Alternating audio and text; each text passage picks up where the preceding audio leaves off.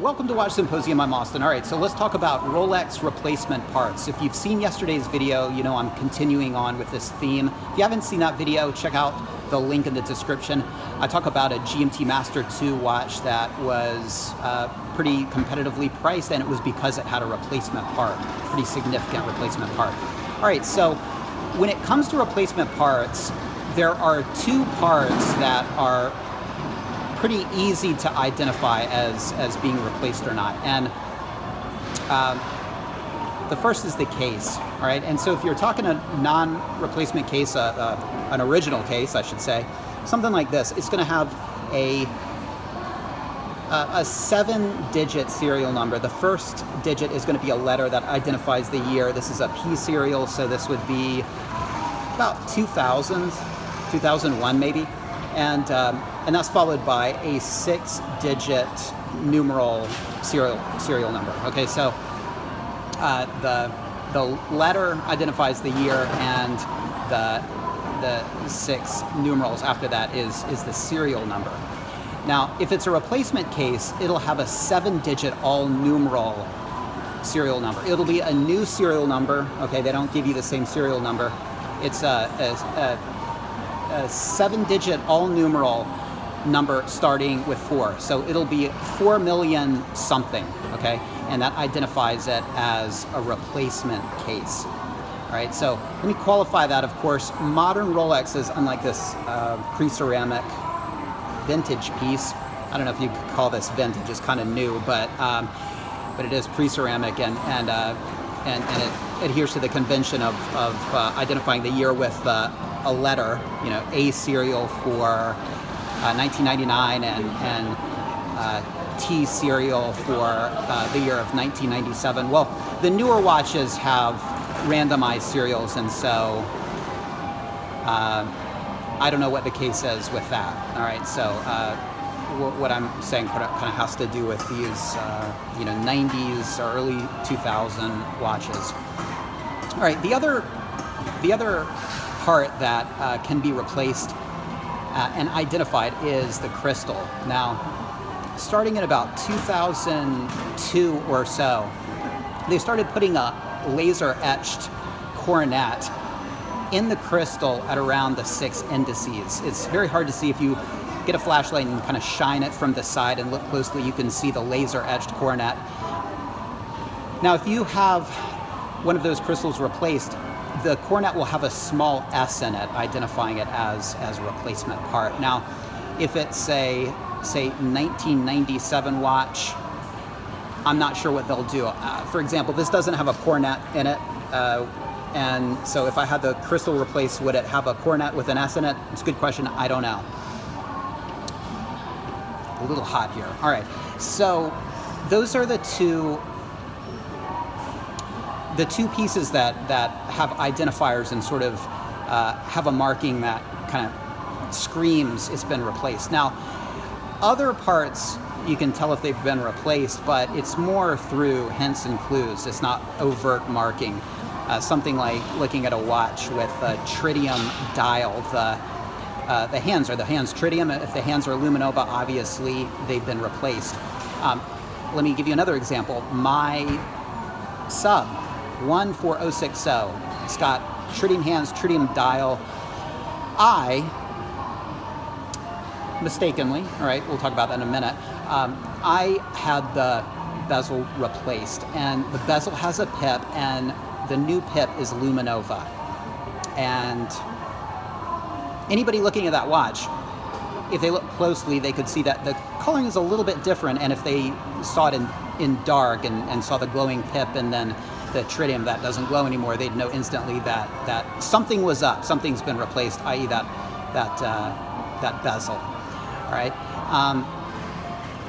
and also my Explorer 2 has a replacement crystal, so it's got that S in the laser etched coronet. All right, so there you go. Now there might be other hints and ways to tell if dials have been replaced, or say like GMT bezels or whatnot. I was almost certain that there was an identifier for GMT bezels, but I think I'm mistaken. I don't think there are. Any other ways to know if a part has been replaced, let me know. Okay. These are the only two that I know about.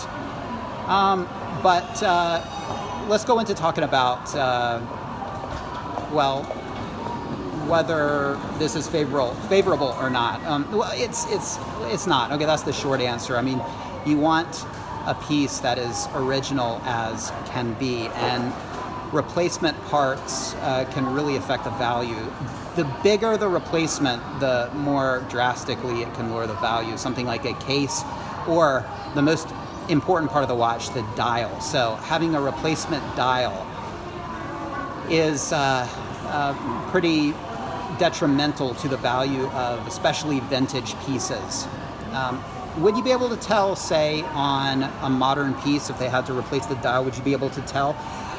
I don't know, but my guess is there would be some sort of way to tell, or at least some indicator that would indicate to a future RSC technician and watchmaker that the dial has been replaced. But again, the only two that I know of is just that S in the crystal and the 4 million all numeral serial number in replacement cases. So yeah, do I regret having my Explorer 2 recrystalled and my sub rebezeled? I do. Not so much the Explorer 2. There was a mark on the crystal. It was weird. It was a weird, like, cloudy mark. And I was unsure if a overhaul was going to rectify the problem, and it also had another scratch on it. So I decided, yeah, let's just replace it. And in retrospect, would I have done that? Maybe not. I probably would have just kept it as is. Maybe the clouding, just maybe it needed cleaning. Maybe it was something on the inside of the glass. I'm not sure. But it really wasn't that big of a deal. That's a usable watch. It's not really a collector's item, so not that big of a deal. The sub, it was the bezel was scratched up, and I did have that replaced, the bezel insert, I should say, and that was a mistake. I do regret that. If I could go back in time, I'd much rather have a scratched up bezel with a tritium pip, but that is part of what this hobby is about, learning and making the mistakes. And I made that mistake, and maybe because you're listening to this video, you won't in the future. Especially when it comes to those tritium pieces, you want that tritium to stay there. You want the tritium pip, you want the tritium hands, you want the tritium dial, and once they start replacing them with Luminova, it really, I think, compromises the piece, and the piece loses something, definitely. And the stock at RSC, they don't have any more tritium parts, and so that's the reason why if you take a tritium sub there and it needs a new set of hands, it's going to be Luminova. That's one reason why you might want to find an independent watchmaker, because they will preserve those hands. Rolex, if there's any sort of cracking, or if they think the hands are not up to par, they'll replace them. They won't ask you; they'll just do it, and you kind of have to agree to it. They're not going to give any of those parts back. Yeah, that was a risk with my sub. I said I really don't want the hands changed, and they said, well, we'll do our best, but we might, and if we do, essentially tough luck. You're gonna have to pay for the new ones, and we're not gonna tell you. We're just gonna do it. And so when I went to, actually when I got the call, that was one of the first things I asked. Did you replace the hands? And she said no, and I just breathed a sigh of relief. That would have been disastrous. Why I was okay with replacing the bezel and not the hands? It's a good question. In retrospect, I don't know. I think the hands and the dial are so closely connected. I wanted them to be the same, but the bezel is sort of outside of that, and I thought it would be nice to have a nice minty bezel, and it is, but it was a mistake.